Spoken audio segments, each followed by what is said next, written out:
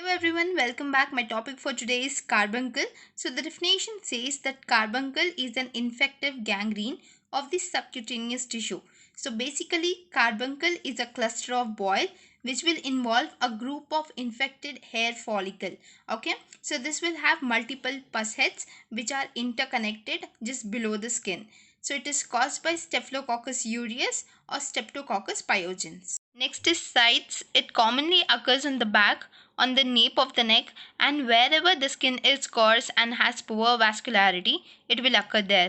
Next is pathology. Here, when the invading organism, that is staphylococci, will penetrate into the deeper layers of the skin and in the subcutaneous fat, it will cause the necrosis of this subcutaneous fat, which will give rise to multiple abscesses, but these abscesses are interconnected just below the skin and they may open to the exterior with multiple opening, which are called sieve-like opening.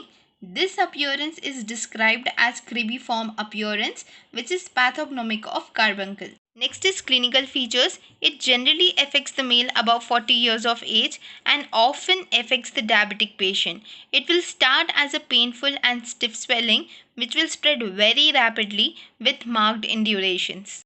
The overlining skin will become red, dusky, and will become edematous. The central part will soften and multiple vesicles will appear on the skin.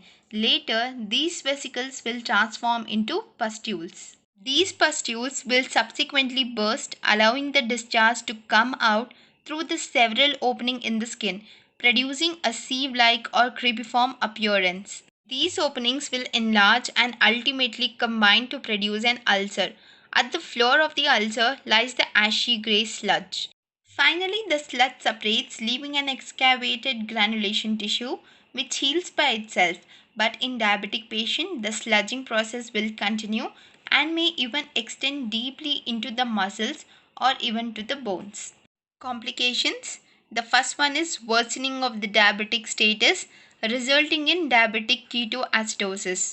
Next is extensive necrosis of the skin overlying the carbuncle, hence it is included under the acute infective gangrene.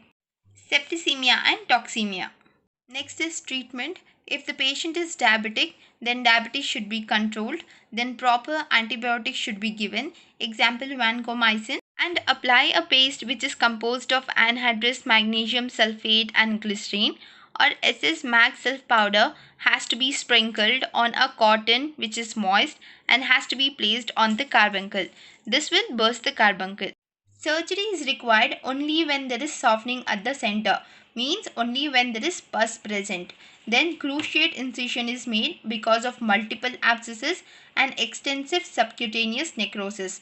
Cruciate incision is X mark shape incision. Okay, edges of the skin is flapped and it is excised. Pus is drained. Loculi are broken down. Then sludge is excised. The cavity is then irrigated with the antiseptic agents. Wound heals with granulation tissue from the depth. If you like my video, please don't forget to subscribe my channel. Thank you.